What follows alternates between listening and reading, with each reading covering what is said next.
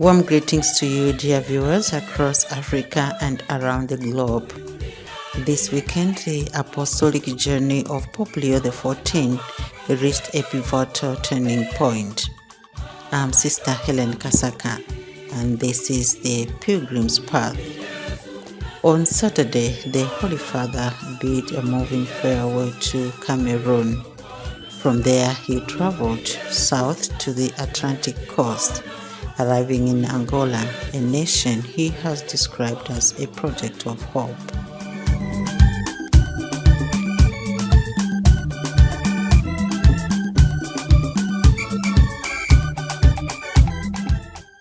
Saturday morning in Yaoundé was an emotional farewell. Before a massive gathering of the faithful, the Holy Father offered a final message of solidarity. He reminded us that even in the storms of conflict, we are never truly alone. Chers frères et sœurs, que la paix soit avec vous. La paix du Christ, dont la présence éclaire notre chemin et apaise les tempêtes de la vie. Nous célébrons cette messe au terme de ma visite au Cameroun.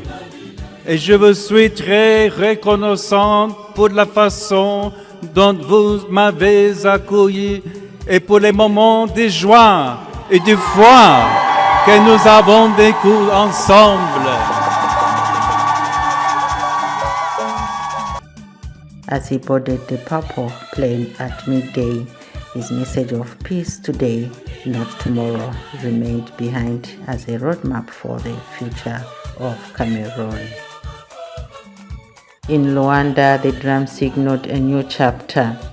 The Holy Father challenged leaders to reject corruption and exploitative models of development.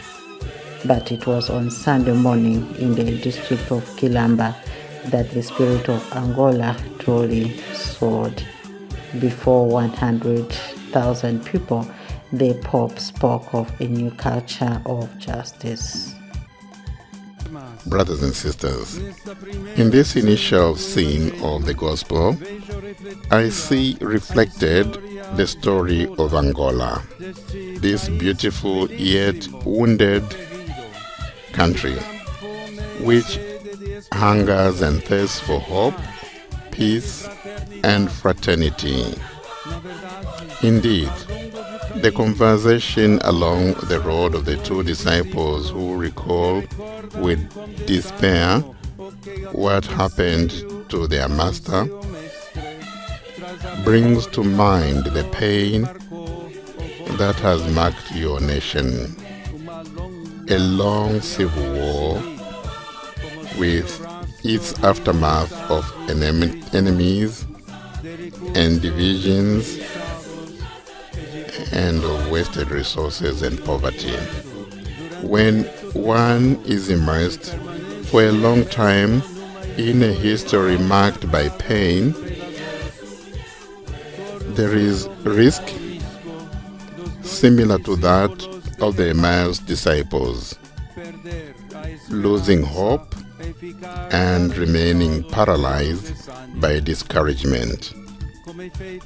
They walk, yet they are still stuck in what happened 3 days earlier when they saw Jesus die.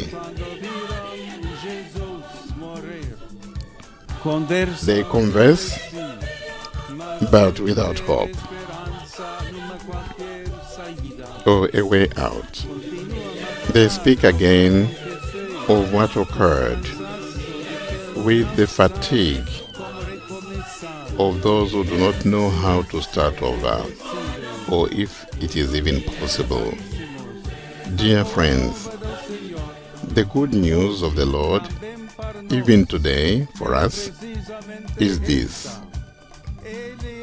He is alive, He has risen, and He walks beside us as we journey through suffering and bitterness, opening our eyes so we can recognize His work and giving us the grace to start anew and build the future.